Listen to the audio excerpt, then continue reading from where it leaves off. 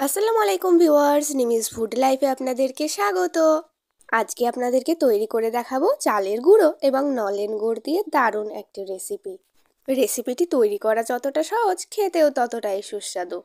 চলুন তাহলে দেরি না করে কিভাবে তৈরি করতে হবে দেখে নেওয়া যাক।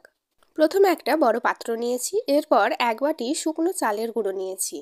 ওই একই বাটিতে 1 বাটি এবং হাফ বাটি জল ওই শুকনো চালের গুঁড়োর মধ্যে দিয়ে দেব।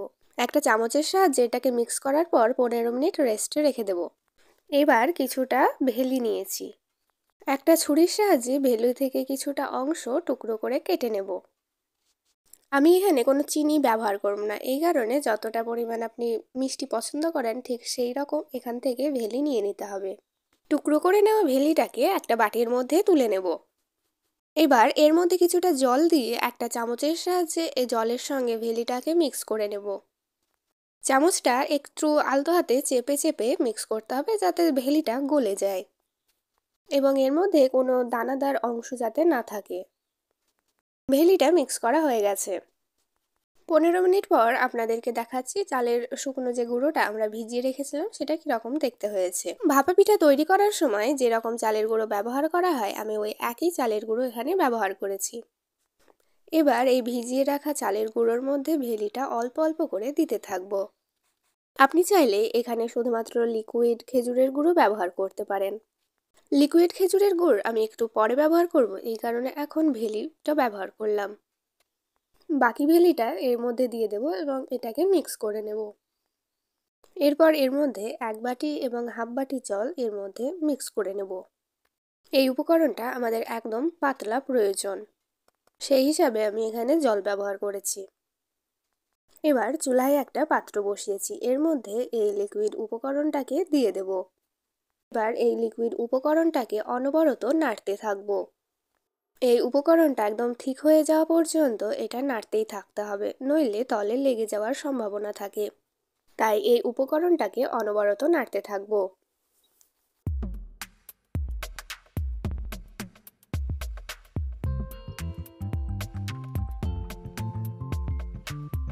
এবার এর মধ্যে আমি হাফ বাটি পরিমাণে লিকুইড খেজুরের গুড় দিয়ে দিলাম। খেজুরের গুড়টাকে লিকুইড উপকরণের সঙ্গে মিক্স করে নেব।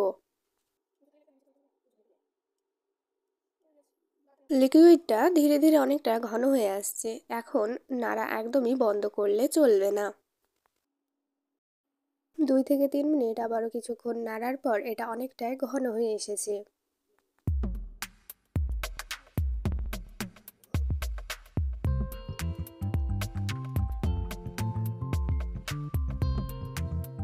এখন এর উপরে হালকা গরম মশলা ছড়িয়ে দেব।